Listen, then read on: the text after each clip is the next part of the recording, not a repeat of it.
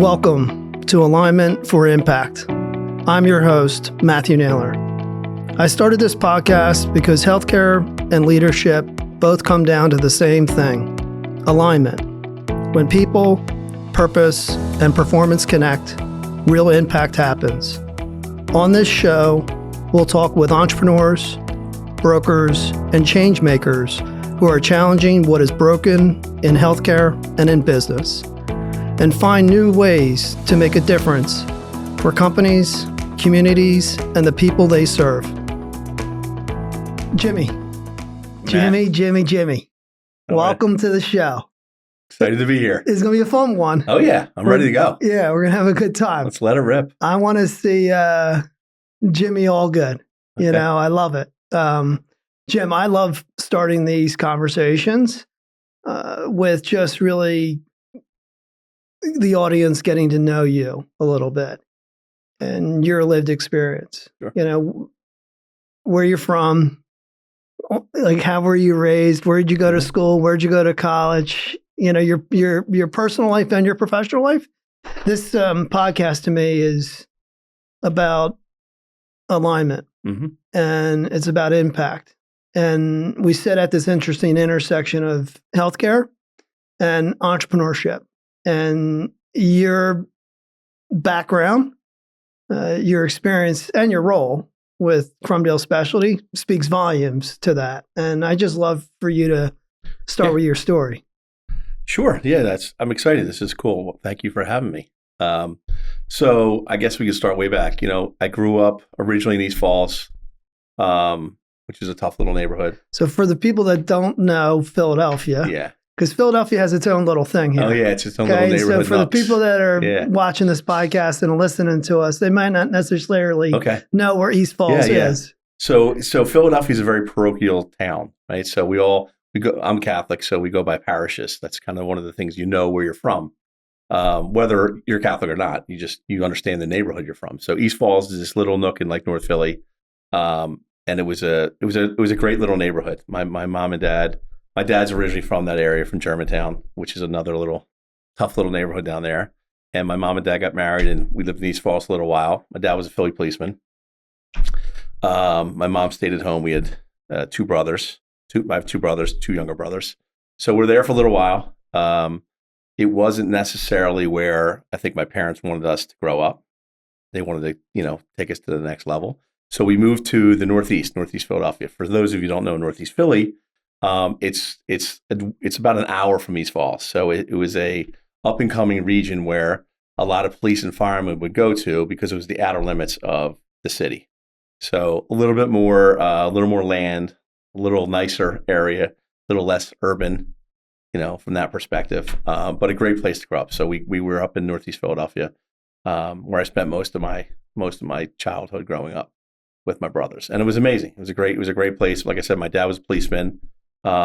He was an undercover policeman. He had a bunch of different roles, but he was like my first coach. He was my first mentor, and my mom was always there. My mom was the one who had to handle all the craziness with all the boys running in, and we played a lot of sports and got in some trouble here and there, So when you think about East Falls growing up there, Jimmy, your dad being a police officer, people listening to the podcast might relate Philly to maybe like the Philly Eagles, right? And people know the Eagles by, watching us on Sunday afternoons, kicking the snot out of most people. But how would you describe, what section of the Eagles stands do the East Falls people sit in? Yeah, East Falls, So humble, simple, tough, humble people, right? Probably, at the vet, the old stadium, they'd be up in the 700s, right? Okay. They'd be up with the people, right? Yeah. In the cold and the elements, they're not in the boxes. Yeah. But just, again, hard scrabble people that have worked hard their whole life, very, middle class, run of the mill, would do anything for you. All your neighbors. Like if you step out of line, your neighbor's going to crack you for it. You know the rules. Yeah. So the neighborhood kind of managed you. Your parents didn't have to. Yeah. But it was a place that, you were very loyal. Like loyalty was a big thing. Kept your friends close. We played ball together. Didn't matter where you were from, what you looked like. If you were okay, you could play. Like you fit in with us. So It was it was a tough place for sure, a tough neighborhood, but a really good neighborhood. Great place to get like my roots, like where I come from, what I believe in. Taking care of each other, doing the right thing. Um, but moving out I missed it, but I went back. Yeah. At some point, so. So East Falls, I love Barstool. I love David Portnoy. So do I. I love the one bite. What's the best pizza? Oh God, in East Falls. So, it's funny. I was not a pizza guy back like then. I would say more like the cheesesteaks. Okay. So, D'Alessandro's, which is in Roxborough, which is right up the street, was my go-to. It's still my number one. Will always be my number one. The pizza wasn't like, we had a couple places we go to, but it didn't stand out. Okay. I didn't really like the pizza was better in the Northeast, if that makes sense, like Santucci's, and we go to Aldo's and a couple different places. But it was D'Alessandro's. You used to go to Mama's down in Bala Cynwyd.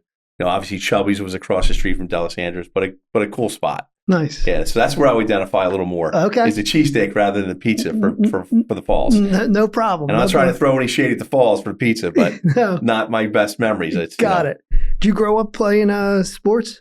Yeah, played a ton of sports. So my dad was a great athlete.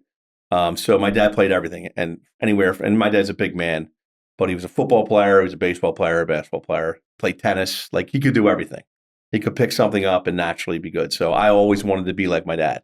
And as the oldest of three boys, we went everywhere with him. So when he was home, he would take us to the softball games, to his basketball games, anywhere, tennis. So you knock around and play whatever. So we played baseball and soccer actually growing up, which is funny because I would have thought I played football, but my mom didn't really want us to get into it. And so I started playing soccer, and I started playing actually at this place called Ukrainian Nationals. So I'm a little Ukrainian. That's my stubbornness, my rockhead, like the little bit of a rockhead I am. It's the Ukrainian roots. So we played for the Ukrainian Nationals, which was about an hour away in the middle of, Bucks County. And to me, it was like the woods from East Falls. But we went out there. At the time, you had to be Ukrainian to play in the club. So that was my first entree into soccer as a young like 7, 8-year-old. What position did you play? At the time then, I played in like the back. I was like a defender, bopped around a little bit, mostly like in the middle of the field. And then I eventually moved into becoming a goalkeeper and playing that most of my career. But I play both. I play a little bit of both. Okay, well, I love the goalie thing because it speaks to a little bit about your leadership approach, I think. Where'd you go to college? I went to a lot. College was never what I wanted it to be. So school wasn't? It wasn't that. It just I hurt my knee and I kept hurting my knee and I kept transferring to kind of get myself rehabbed. So college never ended up being what I thought it was going to be, coming from when I was, played at Ryan and Chestnut Hill and playing on a lot of great teams and having a lot of success as a young kid. I thought I was going to have a much more clear career, but I was also very immature. So I made a lot of mistakes. I was still a neighborhood kid. So education wasn't as important to us. I was one of the first ones in my family. I was the first one in my family to go to college. My parents didn't go to college. But they were, they were successful as far as I was concerned. We always had everything we needed.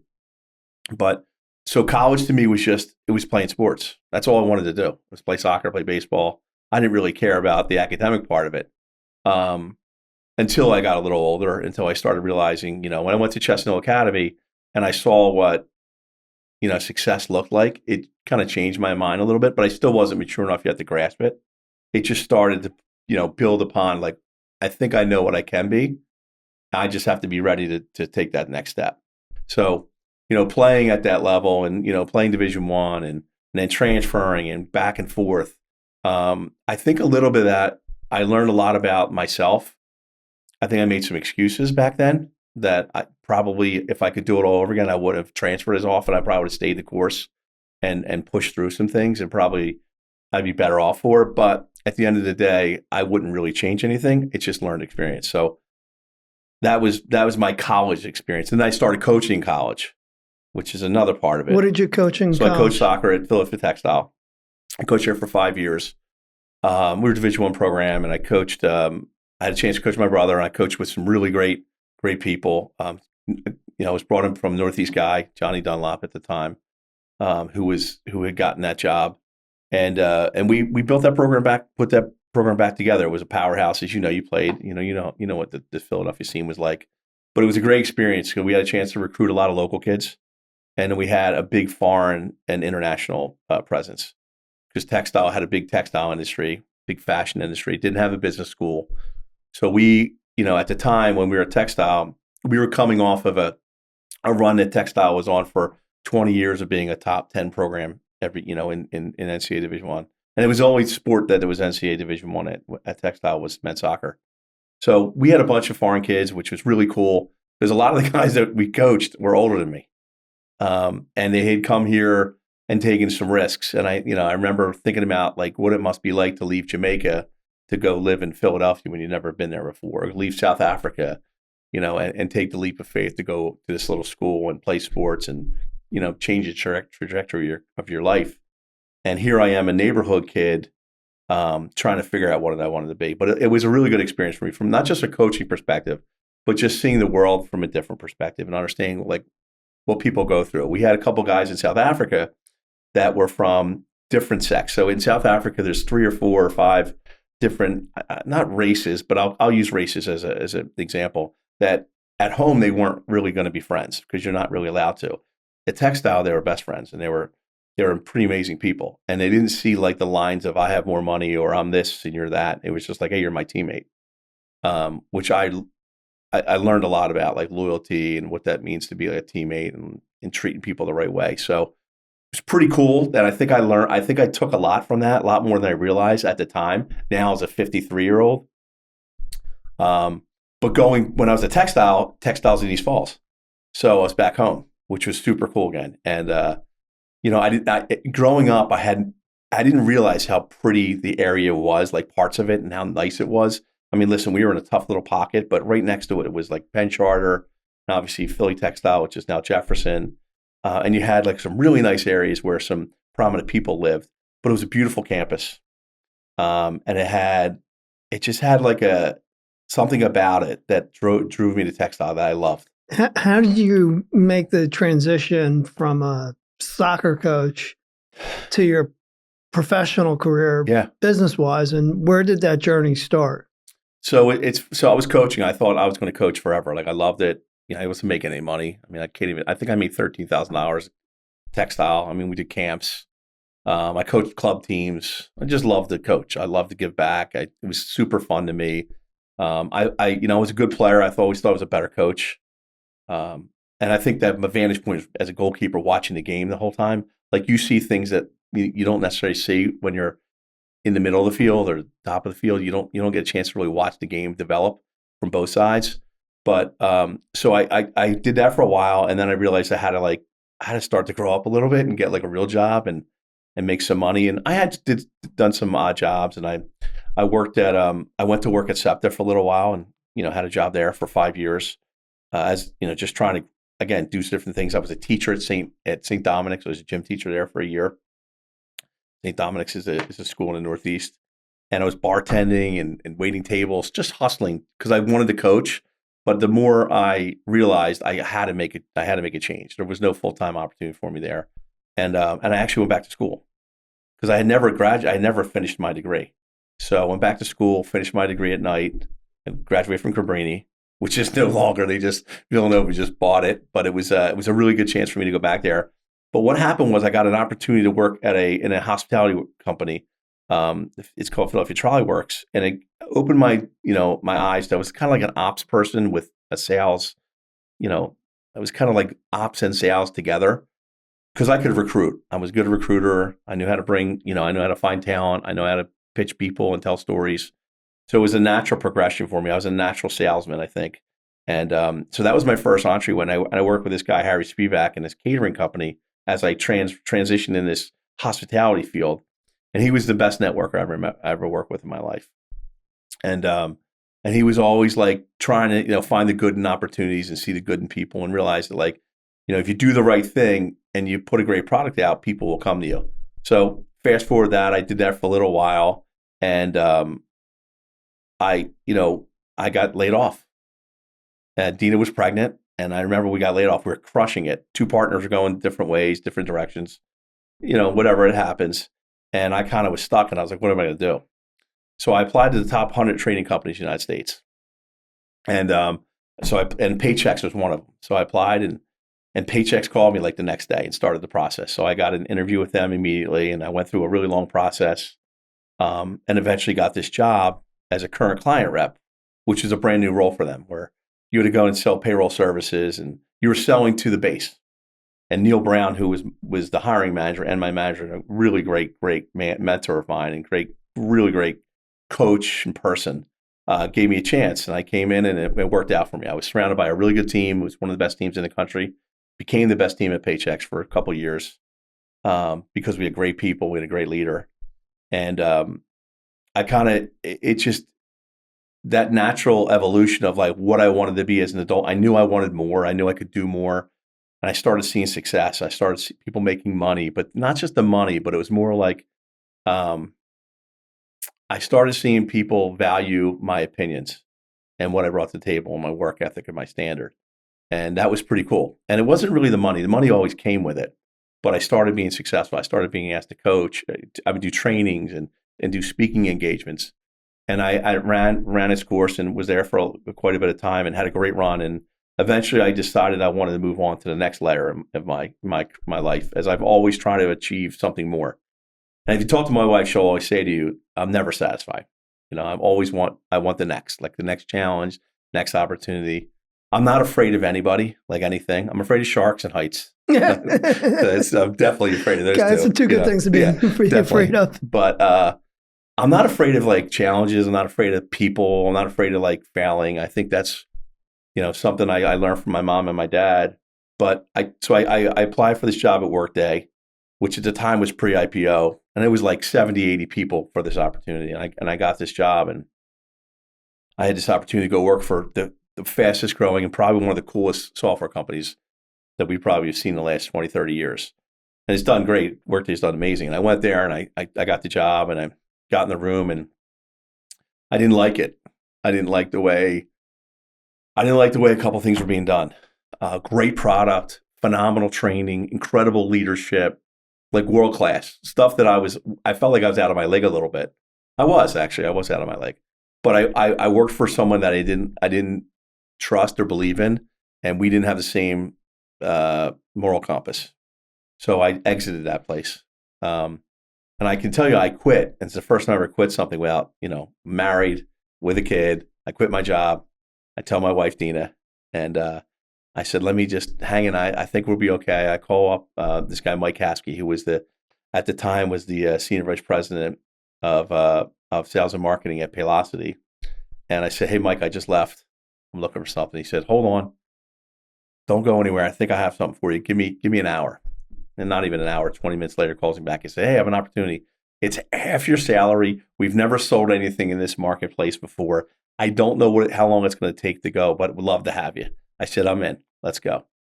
And went in there and had a great year. I was rookie of the year, broke every record there. Had a lot of fun, and they instantly moved me into leadership.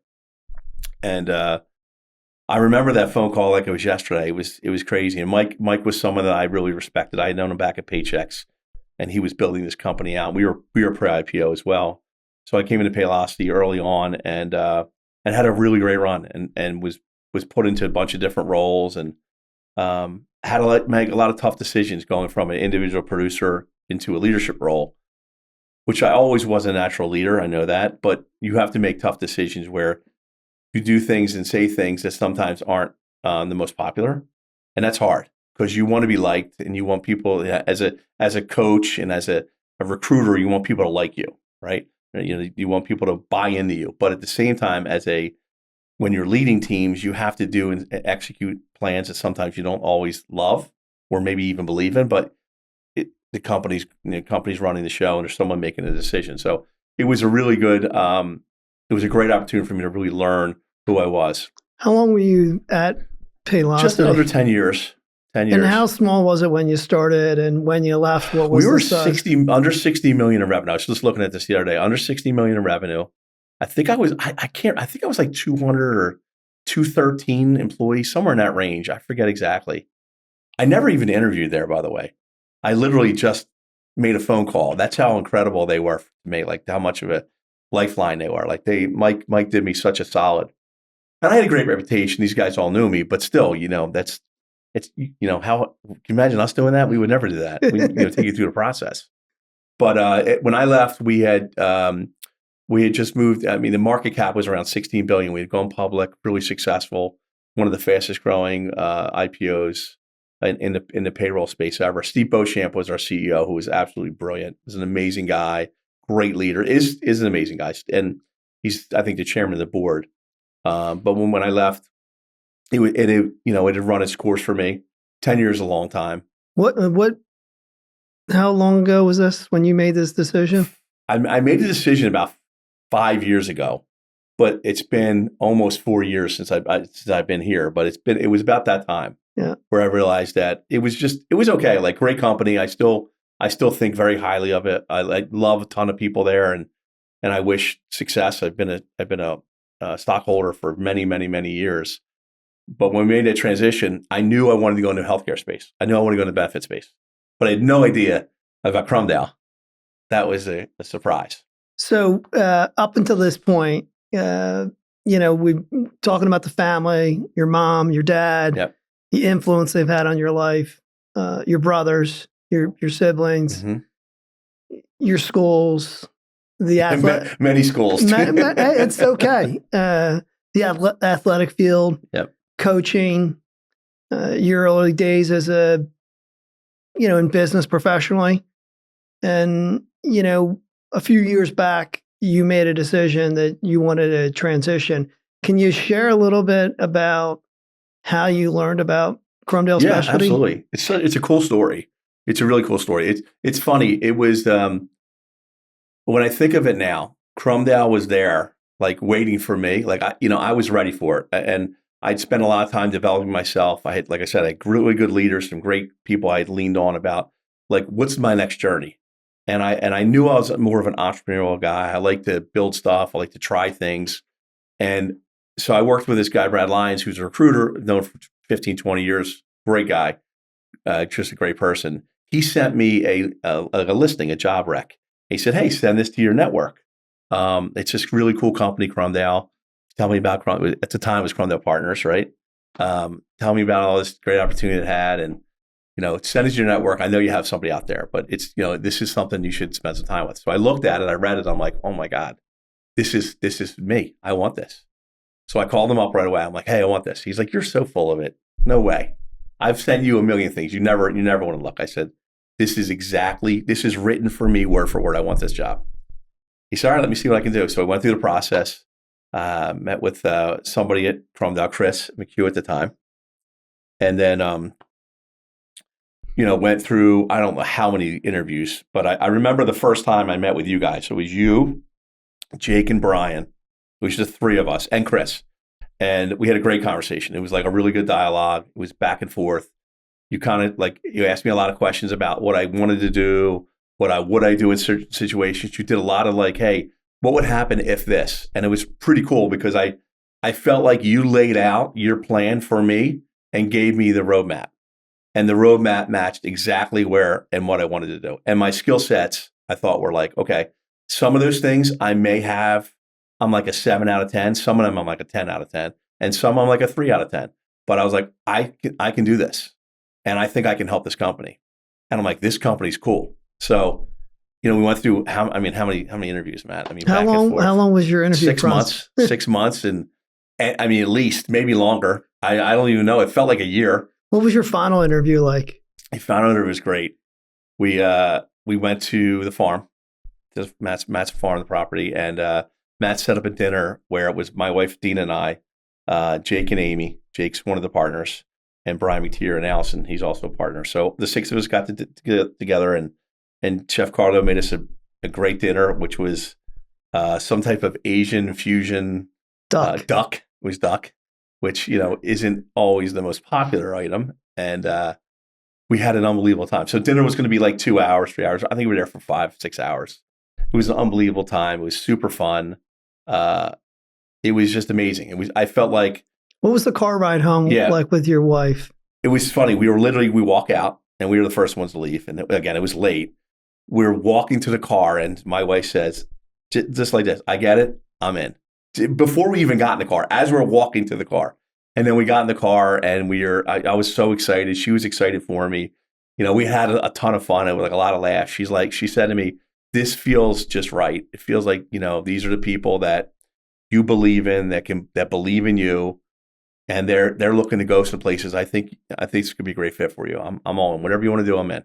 So Jimmy, at that point in your life, your subject matter expertise was not employer healthcare, No, zero. Self-insured employers, level-funded employers, PBM services, cost containment. You were a real expert in leadership of sales organizations.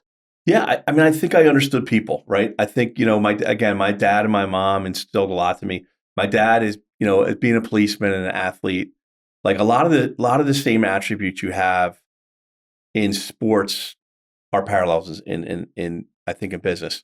My dad was always a chameleon, and we used to talk about being undercover. My mom was always like the direct one. Like my mom's the tough one. Like my mom was tough. Like my mom's the one you want. Not that my dad wasn't, but my mom was like, you're either with us or against us. You say it all the time. My mom would love you because she is one way. Like you either are with me or you're not with me. And if you're not, get out of my way. So I felt like I had all that. And when you guys made that offer to me, I knew what I knew. And I knew I had an opportunity to do some cool things with the right people. And what you had said to me was, hey, we're going to do these things. We need your skill set. We're going to teach you everything you need to know about insurance. That's the easy part. I remember you saying that. The hard part's going to be taking all the things you've done and implement it into this healthcare system that's broken, that doesn't want change, that has no direction. And you never said no to me. From that point on, you didn't say no. Anytime I wanted to do anything, anytime I had an idea, I mean, we had a lot of ideas, and there was a lot of these conversations. You'd say, all right, put a deck together, put a presentation, tell me why we should do it, give me all the reasons, which we did. We spent, how many months did we spend before we hired one person? Yeah, you probably spent a good 6 months building out your business plan before we even went and hired someone. I used to run around that office in Radnor and write on all the whiteboards everywhere. I would write for hours and write them down and take pictures, erase them, do it all over again. And I had all these different ideas, and I was like, I felt like a mad scientist a little bit. But I'm like, wow, some of the things I've done in my life are going to fit really well here. And there's a bunch of stuff that isn't going to fit. Jimmy, you're sharing your story, which I love. And what I love about it is it's like an intersection of being an elite athlete and professional development. And I find elite athletes, business-wise, have the ability to like be resilient, be resourceful, relentlessly pursue like their vision of success. So you started a Crumdale Specialty. We had no sales organization. Tell us a little bit about that journey. Yeah, man, it's been phenomenal. It's been a fun run. Started 4 years ago. It's about 4 years. I'll say it'll be 4 years in a month. So we started and we put together a plan. Right, we spent a lot of time together, as did all the partners, on what we thought would be success. What does it look like? And by the way, it's changed.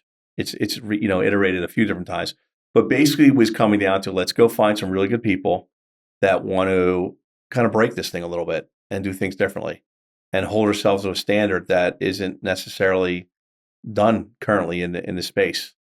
And I had tons of conversations with people about what I thought we could do and what I would like to try and do, and was told that I was crazy and made no sense. It wasn't going to work. And so we went and built a great sales team. The first thing was getting Buzz on board. He's one of our SVPs, Buzz Hannum, who's just an unbelievable human being, but a really, really talented guy. Helped me a lot. But when you started, Jimmy, there was no sales organization. There was no talent development. There was no training and education. There was no immersive learning. There was no marketing. There was no advertising or PR. There was like, you had to come in and build something from the ground up. Yeah. Which by the way, Matt, was probably one of the most fun things I've ever done.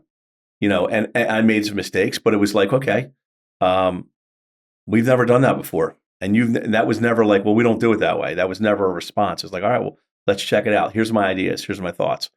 The thing that is missed the most by anyone who looks at this organization was whether it was the partners, is you guys let me come in and be me, and you trusted me to put together a plan. And then I remember you're like, okay, let me see what it looks like. And we was ran with it. And I realized I didn't have to necessarily ask for approval. It was asking for forgiveness. Like, just go do it. We don't have one, go make it happen.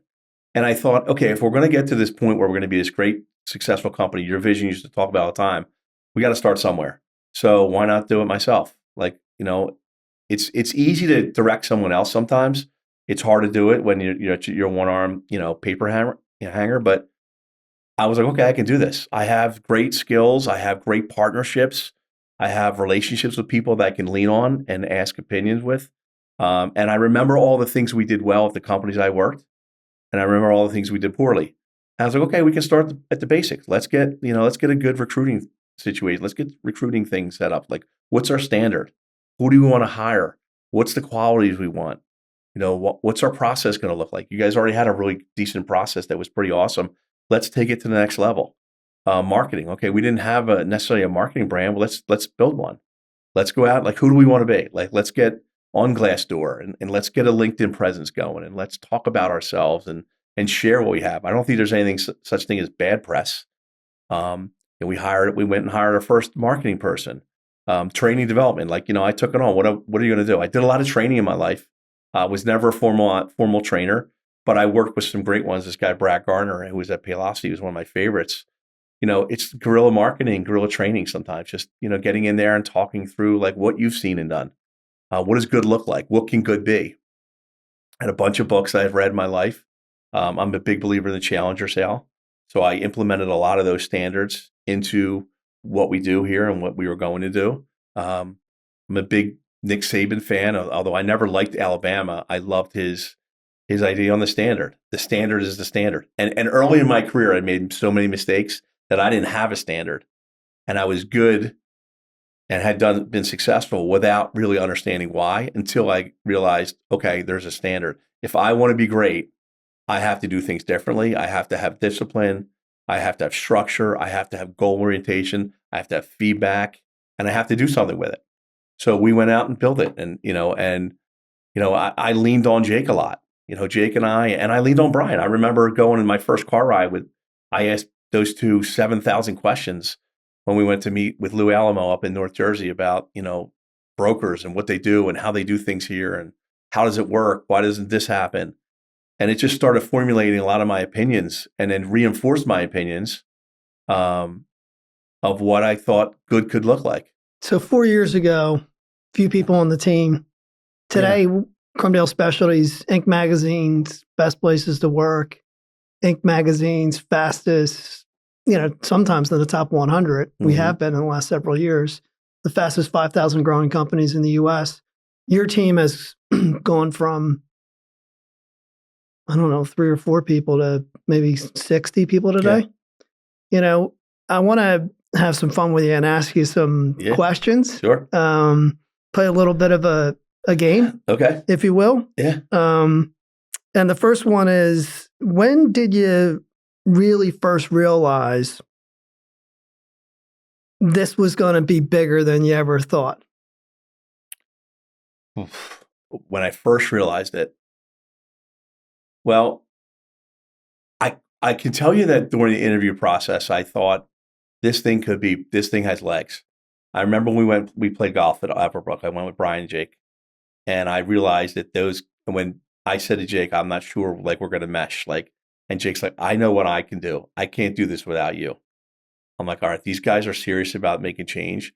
But when I realized as an employee, when I was here on board, was right after the seminar we had, the first seminar we had. I was like, this thing's gonna blow up. Like, this thing's gonna be fun.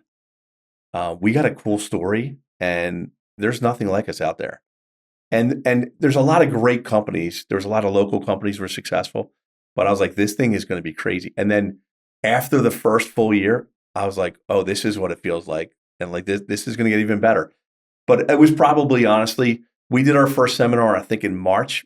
So probably by April, I was like, holy smokes, like there's something here.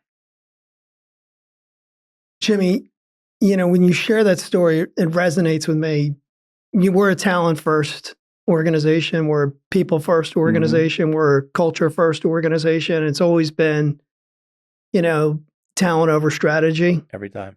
When did you first realize like the culture, there was like a vibe and there was something like super unique and distinctive that you as a leader could do something really special with? Yeah, I can tell you exactly when it was. I had a phone call from somebody on a Saturday, and Sunday. It was a Sunday. They ripped into us on the Sunday, and I was trying to figure out what we're going to do, and it was really uncomfortable. I remember calling Jake, and Jake, told you what's going on, and your response was Sunday is for the Lord and for family, and there's nothing too big that we can't fix on Monday. And Monday morning, you came in and said, we're not going to do that. We don't act like that. We treat people with dignity and compassion and empathy, and we do things the right way. And we stopped working with that person immediately almost. And that's when I realized culture was most important, our employees. Like you said, it was we got rid of a client of ours who broke our number one rule, which is the no asshole rule. And that's when I knew it was real. That was pretty cool. I never had anyone stand up like that before. I mean, listen, when you're working in an organization, you do what you have to whenever you have to do it. If that means taking calls on Saturdays or Sundays or Sunday nights, missing the dinner or missing the game, you've never ever said ever in your life. In fact, the opposite is take care of your family, do the right thing, make sure everything's good there, and work will take care of itself. No one's ever done that. People say it, Matt, a lot. No one lives it. That was it. That was the moment that was the buy-in moment for life. Like, it sounds crazy, but that was like, I'm good. Because there's always tough times, but that was the first time I was like, this guy has my back. And not just my back, it has our back.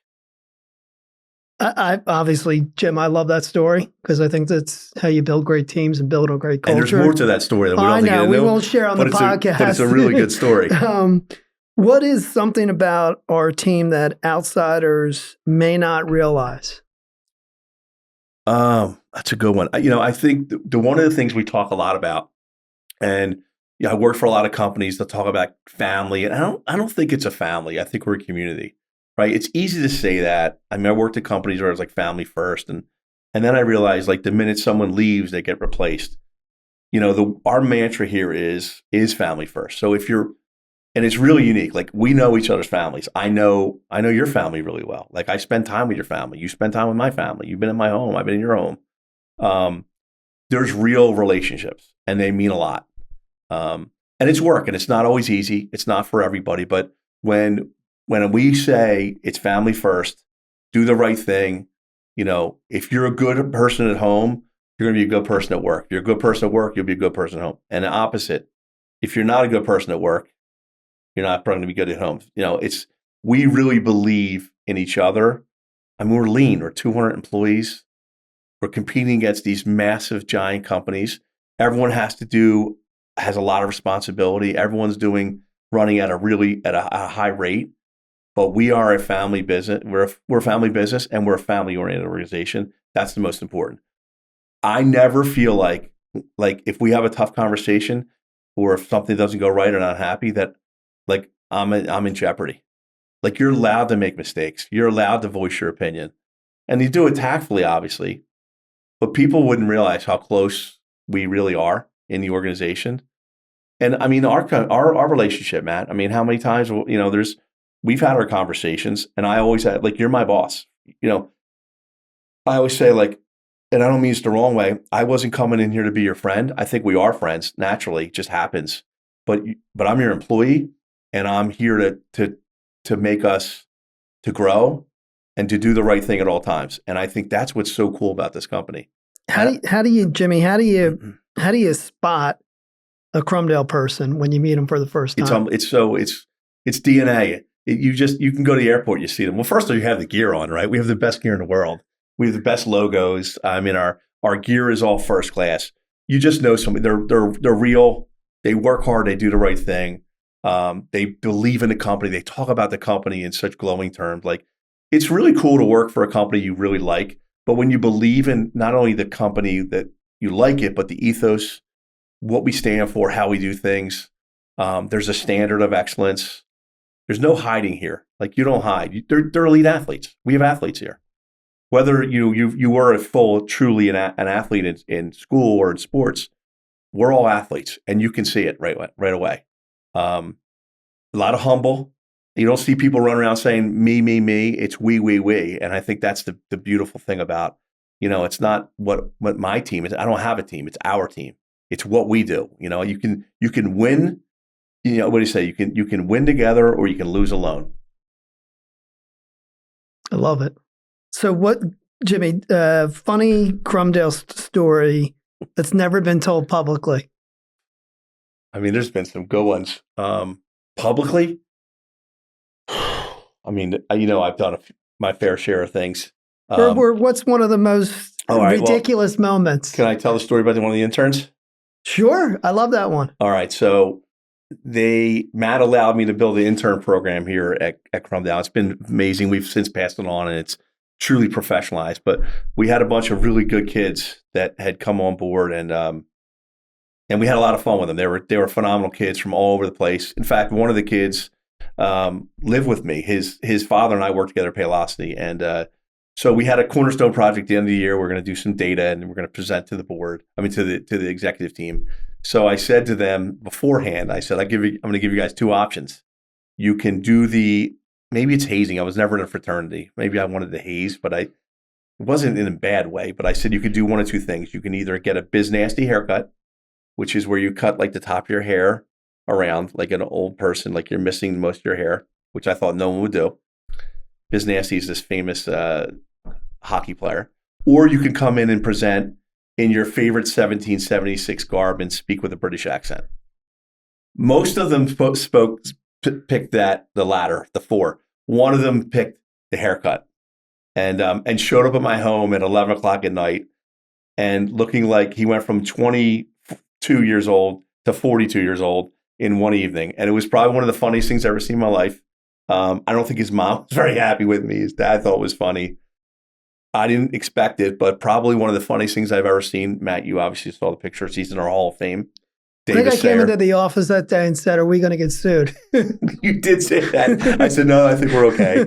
I think we didn't expect it, but he's a wonderful kid. He was a great intern. He's got a wonderful job. He's doing amazing. He's been promoted twice. But he had a standard. He worked hard. He played hard. That was his way of his loyalty back to us, like thanking us for doing some, giving him a solid. He was just going to be a senior at Alabama. But that was the funniest thing I think we've ever done. Yeah, a bunch of kids showed up that day in that English garb, I remember. Yes, and they did. And they have to do their presentations in the British accent. In a British accent. That was pretty funny too. So we didn't have HR back in those days. No, we did not. Yeah. Thank God. Yes, my wife was still mad at me over that one. Yeah, it's great. Great memories. Jimmy, let's close with a lightning round. Okay. All right, sure. So lightning round will begin. First big win. You mean you're talking about Crumdale big win? Yeah, Crumdale. Okay. Oh, first big win, I think, was just getting the approval for me to move forward with the first act. Like, let's go hire somebody. Hiring Scott Brindamore. Awesome. Craziest meeting. The Lou Alamo meeting was one of the craziest things I ever. We went to that place up in Newark, and we ate like kings at 12 o'clock in the afternoon, and it was just I'd never met people like that. They're our clients. They took us out to dinner. They don't even drink. They have bottles of wine. There was more food to feed the whole village. It was an unbelievable meeting. It was unbelievable. Funniest broker story. Oof. I don't think we can go into that one here, but there's some good ones. I can tell you. Find me someplace sometime, and I'll tell you a funny story. One word to describe Crumdale. Community. Best advice you give your younger self. Yeah, it's the journey. It's not the result.